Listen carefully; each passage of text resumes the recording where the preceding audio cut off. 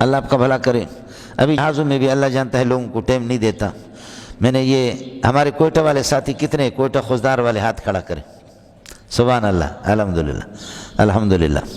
یہ سور آپ سے آپ گزریں گے جیسے پیٹرول پمپ سے آپ کے الٹے ہاتھ پر ایف سی کا قلعہ آئے گا, بڑا سا قلعہ ہے ایف سی کا آپ کے الٹے ہاتھ پر, جیسے کوئٹہ آپ جائیں گے.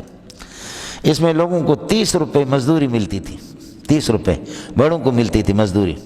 میں تو چونکہ یتیم تھا, میری والدہ ٹوپی بناتی تھی, اس ٹوپی کو میں اللہ آپ کا بھلا کریے کہ بیچتا 15-16 روپے میں وہ ٹوپی جاتی تھی, سمجھے. 3-4 روپے کے 5-6 روپے کے تو اس کے دھاگے ہوتے تھے, 15-16 روپے میں. بس یہ ہے کہ اس والدہ نے کس طرح.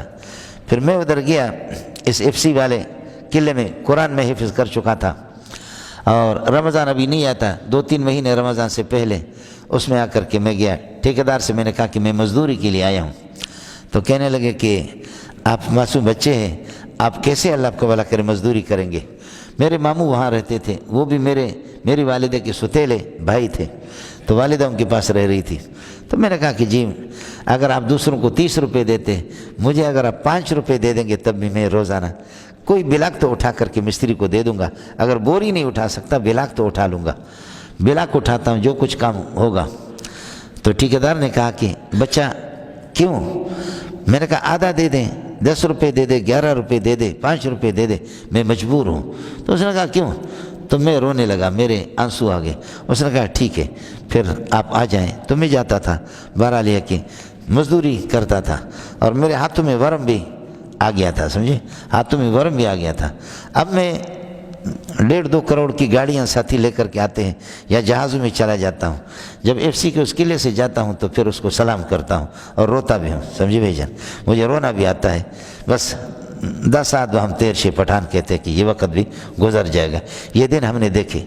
میرے استاد حضرت اقدس مولانا عبدالحق صاحب, اس سے آپ پتہ کریں, ٹنڈو, اس میں ٹنڈو نہیں, یہ کوٹ لالو میں دریا خان مری میں پڑھتے تھے.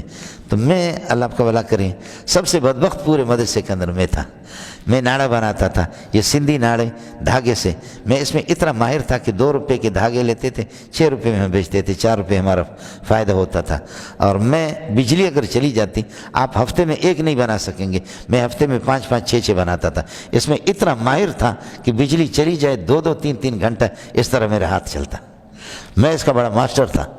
بس یہ ہے کہ مجبوری انسان کو سب کچھ سکھا دیتی ہے. تو اس کے بعد پھر یہ کہ یہ ناڑے یہاں پر رکھ کر کے اللہ کا بھلا کرے.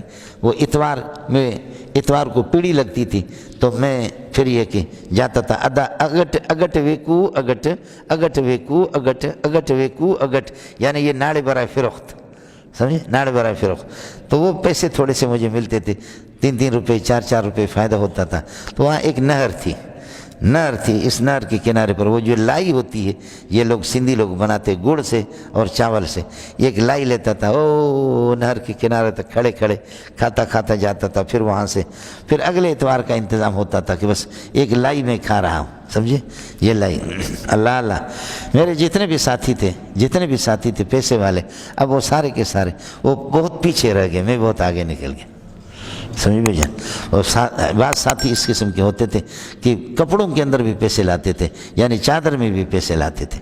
کچھ ایسے ساتھی کو میں جانتا ہوں, ان کے کپڑے دیکھ کر کے بس ہم لوگ, بہرحال اللہ کی مرضی ہے, سمجھے.